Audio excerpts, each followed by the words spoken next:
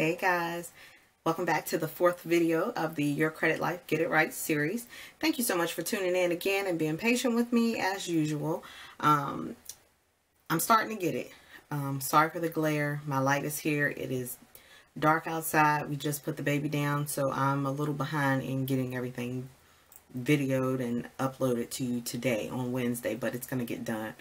In this video, we're basically going to be discussing what it is that you can do when you've submitted your dispute, you've awaited the time for the investigation to happen, and you have the letter in the mail basically giving you the results of your investigation. So, without further ado, let's go ahead and get into it. So, you've submitted your dispute, you've received your dispute letter back in the mail, and you're ready to open it. So you open it. We'll always get an updated copy of your credit report. You'll also have a letter that basically lists the items that you disputed and the outcome of their investigation. Of course, it's just going to be one of two things that are the results. One, the item has been removed, and that can happen because either the creditor that the particular item that you were disputing, they did not contact the credit bureau back in time to let them know, to verify that that item is yours, or two, the item just wasn't yours, so they had no reason, to even respond. So the 30-day time frame, the item is completely removed. The second thing that can happen is that the item has been verified by the creditor as being yours, and the credit bureau updates the file as such. And I mean, they can update everything. They can update the balance due.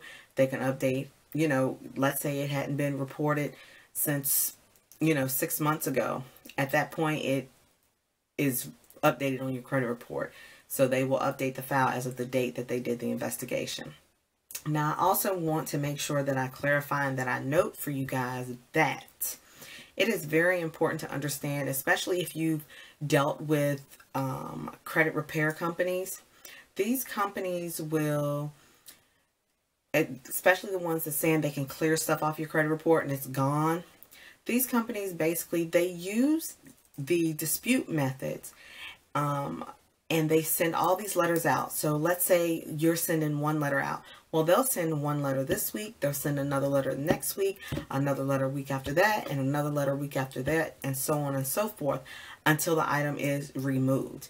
And that's because every letter that you send to the credit bureau, it has to be verified. It has to be investigated.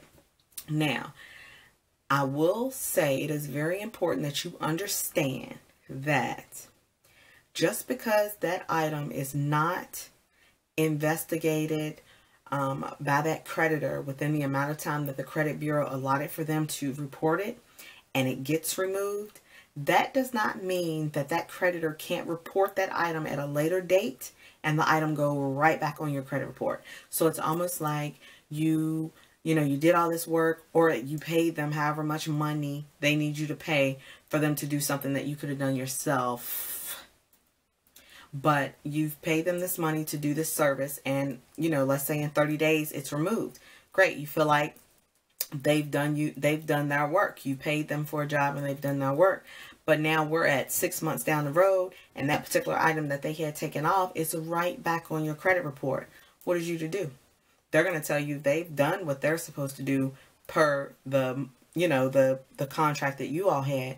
But in actuality, what the creditor has done is legal. It is accurate. I'm not an advocate of credit repair companies. Those companies that say, oh, we'll clear these items off your credit report in 30 days or 60 days or 90 days. Yeah. That may be, but I have to pay you every 30 days or every 60 days or every 90 days, or you want me to pay you up front, then you want a monthly fee, and then you might have that item removed within that time frame. But like I said before, the creditor can report, especially if it's accurate, they can report that item again, and then you're right back at square one and you're out the money that you paid the creditors or that particular credit repair company to clear that particular item off your credit report. And then if you want it cleared off again, you're going to pay again. So it really doesn't make any sense to me. So I'm not going to stay too long on that particular subject, because I can talk on and on and on and on and on about that, because I don't like them very much. Moving on. So when you receive your your investigated, your disputed results, and you see that there are several items that's been removed. Just always keep in the back of your mind again that those items can be reported at a later date if it is deemed, yours. Those items might have been removed because that particular company's not in business anymore, or it's not yours. Okay, so anyway, that item is removed. So that one those items we won't worry about. The ones that I definitely want to discuss are the ones that are deemed, or the results are that the item is accurate and it's deemed as yours. Now, to start off, first and foremost, if you are 18 years of age and you have something on your credit that's been there for 2-3 years, prime example, I'll say a cable bill. That means your mama or your daddy was trifling and they put cable in your name. Therefore, that item that's on your credit report cannot be yours. You begin your credit reporting cycle at the age of 18. Now, granted, I will say that some parents do put their children on their credit cards as authorized users, which also allows them to start a credit reporting history. But if it's something on there that's negative when you were 16, no, honey, that needs to be disputed. Okay, so I will put that out there. And there are lots of people. I used to work for a telephone company, and there are lots of people that put cable or try to attempt to put cable in their kid's name. And, I guess they bounce cable to cable company, and the service gets disconnected. Cable companies report to your credit bureaus, not them per se, but they have collection agencies, and those agencies report to your credit report. So it's not a good idea to do that to your kids. So if you're a parent that's doing that, stop it, because that's trifling, and you're already making it a bad situation for your child when they turn 18, trying to start off with a bright financial future. So stop. So moving on, as far as the negative items are concerned that's been verified, you have to take that bad situation, especially if you know that that particular item is yours. You have to take that bad situation and you have to make it a win-win situation. Well, how do you do that? This is how. You, number one, want to contact whoever is over your particular account. It can actually be the company, or depending on how long that particular item has been in negative status, it can be a collection agency that's been transferred to another agency, but it's someone that's handling the collection of that account. So what you're to do, you would have to set some time out your day, or it could be on a Saturday if they're open, but you will have to set some time out your day to contact that particular creditor or creditors, or collection agencies, I'll say. When you contact them, basically you're just wanting to try to stay as calm as possible. You are contacting them. It's not like they've called you. Be mindful though of the cell phones that you use. A lot of these collection agencies, they have caller ID. They will take your number down. If you do not want them to have your number, I would give them, like, I have a client now, she has a home telephone number, but it's not a number that they use. So she'll connect the telephone to contact them, but she will let them have that number. But if they try to call and harass her, they're really not going to get through, because that's not a number that's normally used. Get it? So anyway, just be mindful if you're using your cell phone. If you don't want to be harassing your cell phone, then don't call from your cell phone. But when you contact them, you're just going to keep it real calm, and I would keep it short. And I would definitely, if the representative that you're speaking with is not trying to help you, I would definitely ask for a supervisor. But what you would do, you would call and you would say, I am aware of this amount that I am, that I owe. I would like to pay this amount, but in return for paying it, I would like for it to be either rated as a positive standing on my credit report, or have it completely removed. Because if you settle, and they will say, some companies may say, well, if you pay us today, we'll settle the account out.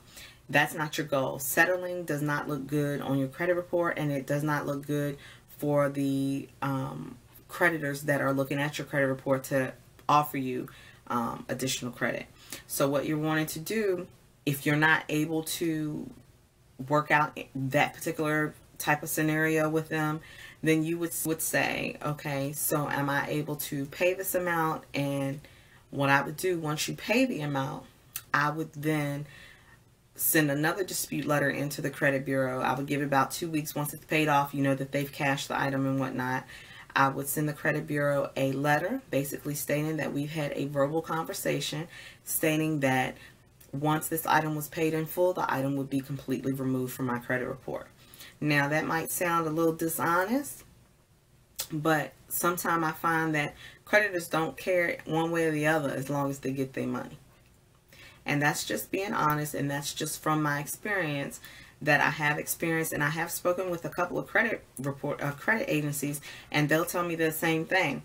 They don't care, you know, if they get a dispute letter from the credit bureau and the balance is a zero, they're not even going to waste their time on researching it. They're going to trash it. So that's why I say that. Again, it might sound a little dishonest, but I've been told that personally from a collection agency or a representative from a collection agency that that's what it is, and it has worked in me helping some of my clients personally. So it has worked, and so I just want to give you all that information as well. Secondly, if you just don't want to contact them by phone at all, at that point I would also send a letter to them directly. And the letter, you know, you'll basically just spell out what it is that you're trying to do, and I would act on it. If you're saying I'm going to pay you $20 every week until it's paid in full, act on it. Make sure you do not send them any personal checks though. When you send collection agencies personal checks, you are opening up your bank account to them automatically taking money out of your bank through judgment.